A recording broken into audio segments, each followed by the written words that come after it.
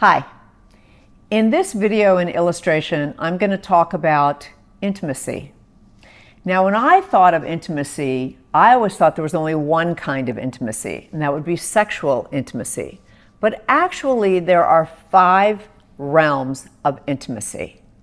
So let's go watch the illustration, and I'll be back to expand on those 5 realms in a minute. Okay? So now let's talk about the 5 types of intimacy. There is intellectual, emotional, these are not in any particular order, by the way, spiritual, sexual, and physical. All of these are important, as we will discuss in the video. So what'd you think about that? 5 realms of intimacy. Who knew, right? So let's discuss each one of those. So intellectual is pretty self-explanatory. You have to be able to have a partner that you can converse with, that you can have conversations with about, I don't know, whatever you want to conversate about. Might be the latest sports, might be politics, might be what's going on with your kids, who knows, okay? What's going on with your parents, what's going on with family, what's going on with work, okay? You have to be able to discuss, maybe you just read a book and you want to discuss it with your partner, okay? So you have to be able to sit down and have intellectual conversations with them. Emotional is also one realm of intimacy, which is very important. You have to be able to connect with one another emotionally. You have to be able to have conversations with each other about how you're feeling about things and be able to be vulnerable with one another. Spiritual, remember I said these are not in any particular order. Do you guys have similar values around spiritualism? Now, what do I mean by that? Okay, well, my husband grew up in the Greek Orthodox Church. All right, he was an altar boy and went to church for many, many, many years. I did not grow up in any kind of church. I was baptized Presbyterian, but never attended any church regularly. But interestingly enough, we both have very similar spiritual ideologies, okay?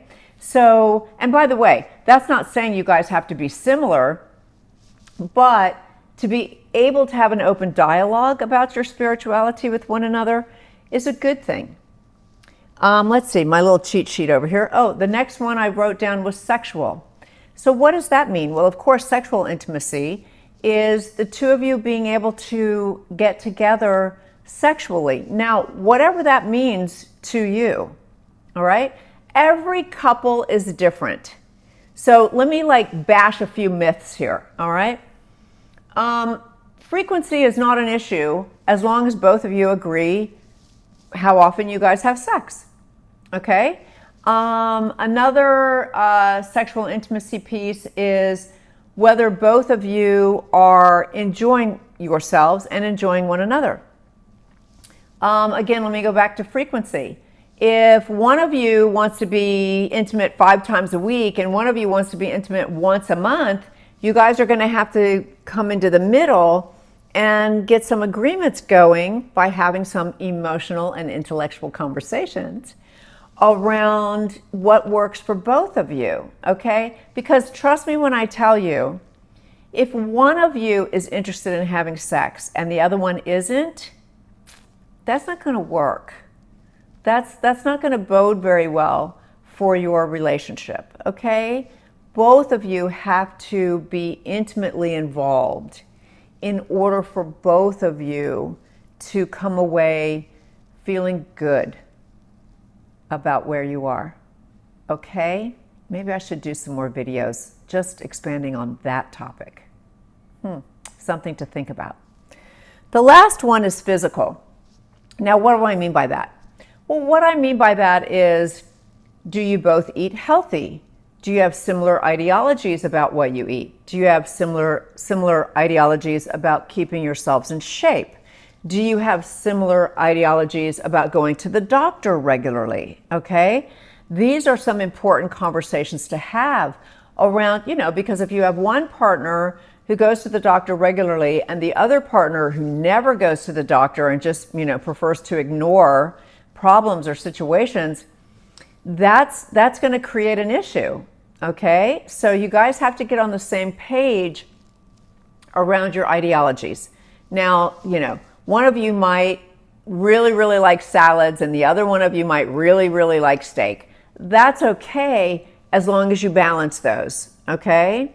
Maybe the person who eats a lot of salad, I don't know, has a steak once in a while. Or, and I'm not going to go into the territory of veganism or vegetarianism, okay?